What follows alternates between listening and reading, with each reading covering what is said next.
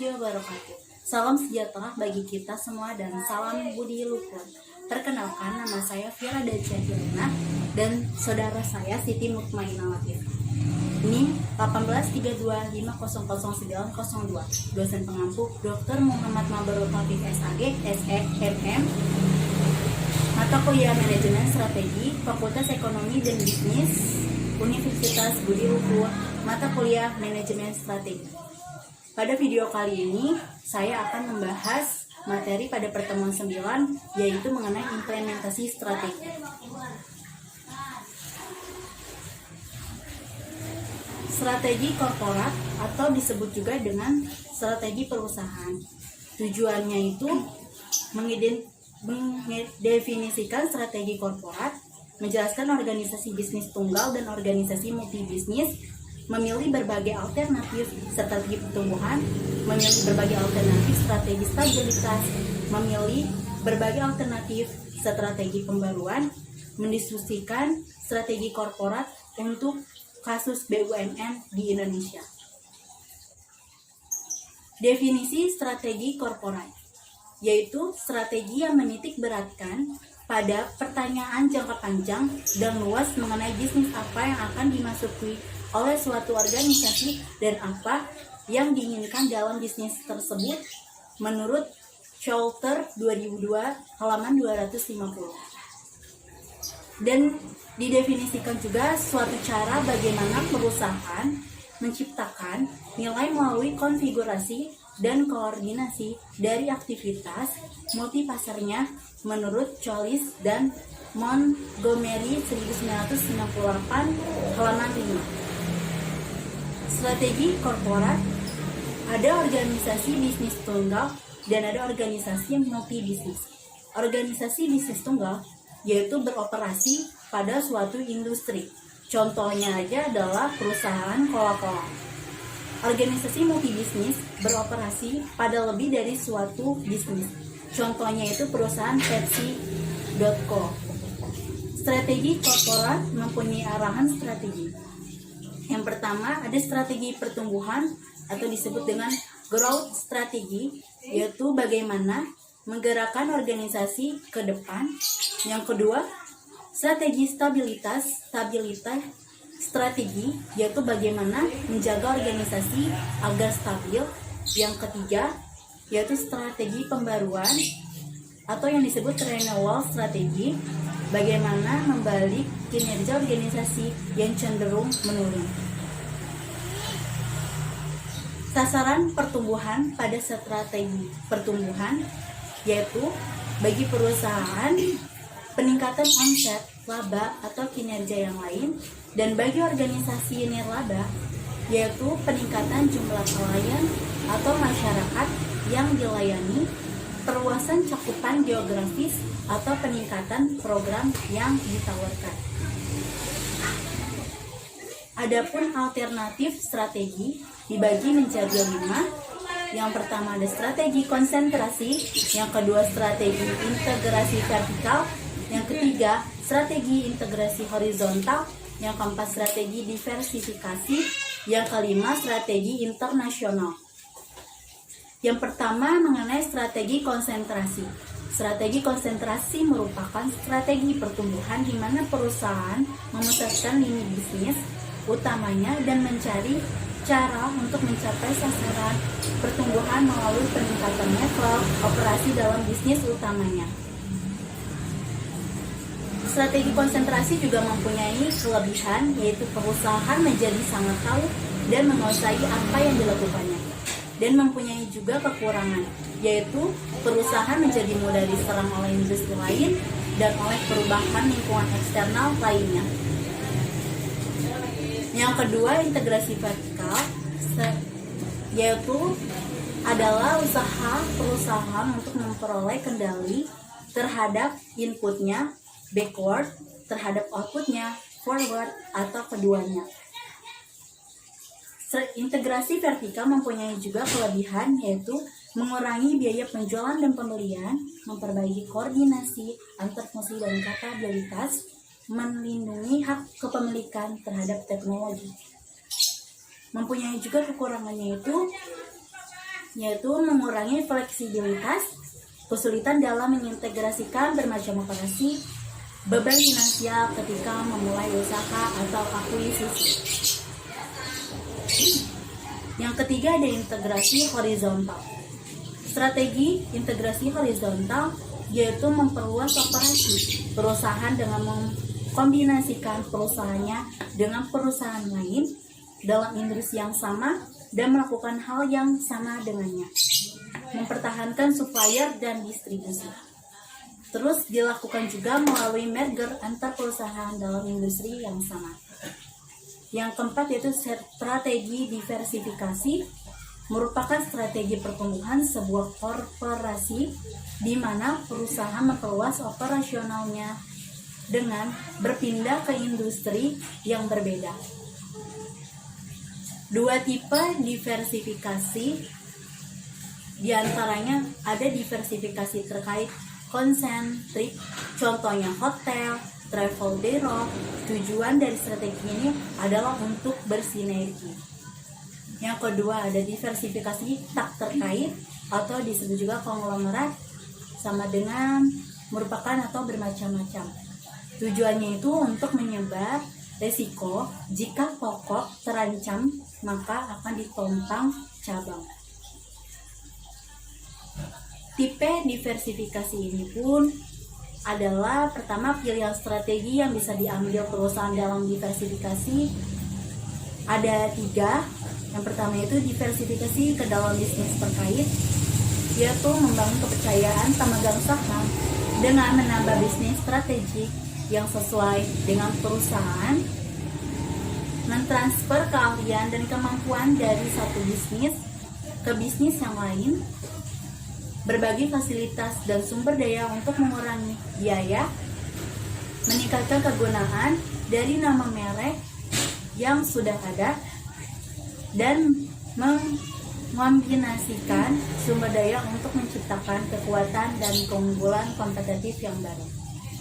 Yang kedua ini diversifikasi ke dalam bisnis yang tak terkait, yaitu menyebar resiko ke dalam bisnis yang berbeda, membangun kepercayaan pemegang saham dengan melakukan pekerjaan yang bagus dalam memilih bisnis,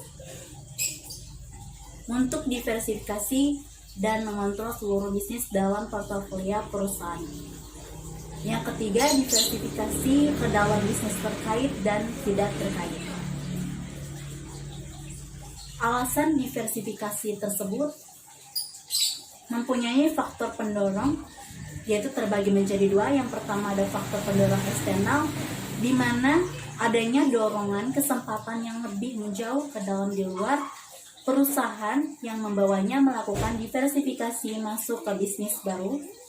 Yang kedua, faktor pendorong internal, kondisi inti dalam perusahaan itu sendiri yang mendesaknya untuk melakukan diversifikasi. Yang terakhir ada strategi internasional, mempunyai keuntungan dan juga kerugiannya. Yang pertama kita membahas tentang keuntungannya, meliputi mampu memperendah biaya operasi, memberi jalan atau cara dengan menambahkan atau memperkuat pertumbuhan domestik, memberi kontribusi dalam mencapai skala ekonomi, dan menjadi pesaing yang lebih kuat baik secara domestik maupun internasional. Adapun kerugiannya meliputi menghadapi resiko ekonomi, strategik, dan keuangan yang lebih besar. Proses mengelola secara strategik menjadi penuh tantangan dan lebih kompleks, menemukan kesamaan di pasar maupun kapabilitas menjadi lebih sulit. Terakhir, untuk memperoleh dan mengevaluasi keuntungan adalah tidak mudah ataupun tidak otomatis. Strategi pertumbuhan mempunyai implementasi. Implementasi strategi pertumbuhan meliputi merger dan akuisisi. Merger yaitu transaksi yang sah di mana 2 atau lebih perusahaan menggabungkan operasionalnya melalui bursa saham, namun hanya tidak satu entitas perusahaan yang masih ada. Yang kedua, akuisisi yaitu pembelian secara sekaligus suatu perusahaan oleh perusahaan lain. Strategi stabilitas dapat diterapkan dalam situasi. Yang pertama, industri berada pada fase pergolakan dengan beberapa industri kunci dan tekanan dari luar yang secara drastis berubah menyebabkan situasi masa depan menjadi sangat tidak dapat diprediksi. Ketika tidak adanya peluang pada industri atau hanya terdapat sedikit peluang pertumbuhan pada industri. Yang ketiga, ketika organisasi berada dalam tahap awal pertumbuhan. Dan yang keempat, digunakan oleh organisasi besar pada tahap maturity dalam industri life cycle.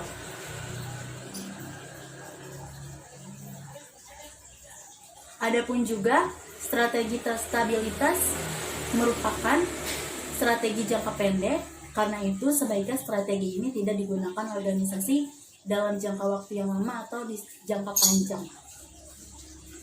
Strategi stabilitas juga memberikan organisasi waktu istirahat atau mempersiapkan diri kembali untuk menghadapi persaingan ke depannya. Yang lalu ada dua tipe strategi perbaruan. Yang pertama ada pengurangan atau nama lainnya adalah retrenchment, yaitu strategi jangka pendek yang didesain untuk mengatasi kelemahan organisasi yang mengakibatkan penurunan kinerja organisasi. Yang kedua, perubahan haluan atau disebut dengan turnaround, yaitu strategi yang didesain untuk situasi ketika kinerja organisasi semakin memburuk. Suatu organisasi yang sudah membesar semakin memburuk, perusahaan pun akan disehatkan. Likuidasi pengurangan tenaga kerja yang dikurangi karena membebani divestasi atau perubahan kepemilikannya.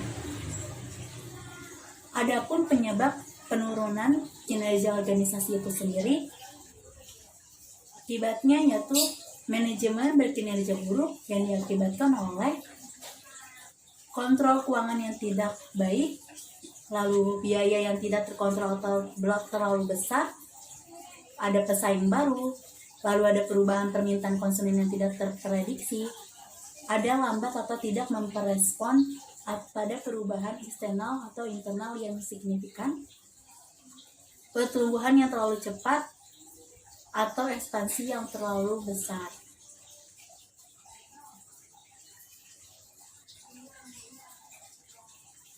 Lalu ada strategi perbaruan implementasi juga, yaitu tergolong menjadi dua, yaitu pemotongan biaya dan restrukturisasi. Pemotongan biaya menurut Kuncoro 2005 halaman 129 menyatakan keperluan memotong biaya dimaksudkan organisasi untuk meraih kembali kinerja ideal yang diinginkan perusahaan. Manajer strategik akan berusaha untuk tidak memotong biaya yang berhubungan dengan usaha, yaitu mempertahankan atau mengembangkan keunggulan kompetitif. Seberapa kecil keunggulan tersebut. Tujuan manajemen strategik organisasi memotong biaya adalah untuk merevitalisasi kinerja perusahaan atau menyelamatkan organisasi. Lalu restrukturisasi itu sendiri yaitu dengan menjual beberapa bisnisnya, spin-off, likuidasi, rekayasa ulang, reengineering, atau penurunan skala usaha, downsizing. Strategi korporat BUMN ada dua, yaitu privatisasi BUMN, di mana rencana privatisasi BUMN sebenarnya sudah dirintis sejak sebelum terjadi krisis ekonomi yang sekitar tahun 1997 dan baru dimulai pada tahun 1998. Kebijakan privatisasi ini tidak lepas dari kebijakan deregulasi perbankan yang dilakukan pada akhir 53 tahun 1993. Berbagai kebijakan ini ditujukan untuk mempersiapkan diri dalam menghadapi era globalisasi dan perdagangan bebas. Yang kedua adalah reformasi BUMN seharusnya mencakup dimensi yang pertama internal korporat BUMN, Yang kedua, positioning BUMN dalam konfigurasi sistem ekonomi nasional. Strategi korporat BUMN. 3 strategi privatisasi meliputi privatisasi segera. Pendekatan ini merupakan dorongan IMF atau Bank Dunia dan ABD dengan menjual aset-aset BUMN dengan tujuan memperoleh peningkatan harga jual aset-aset BUMN setinggi mungkin melalui tender. Yang kedua ada restrukturisasi sebelum privatisasi, yaitu bertujuan untuk memperoleh harga jual setinggi mungkin setelah privatisasi.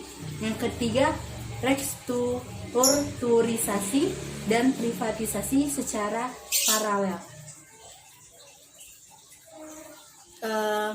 Sekiranya ini terakhir dari pembahasan materi yang saya bahas. Apakah ada pertanyaan dari saudari Siti Mutmainah Latifah? Ada. Jadi saya izin bertanya. Jadi siapa yang mengimplementasi strategi? Oke, pertanyaannya adalah siapa yang mengimplementasikan strategi ya? Iya. Oke. Jawabannya pertama adalah pelaksanaan strategi itu adalah setiap orang dalam organisasi tentunya. Jadi para direktur fungsional berupa keuangan, pemasaran, sumber daya manusia atau operasi, atau para direktur divisi atau unit bisnis SBU akan bekerja sama dengan para bawahan mereka untuk dapat mengimplementasikan seluruh rencana yang telah dibuat dalam skala besar. Ya. Baik, cukup. Oke, cukup. Sekian materi yang telah saya bahas pada pertemuan 9 kali ini. Kurang lebihnya mohon maaf. Wabillahi taufik walhidayah.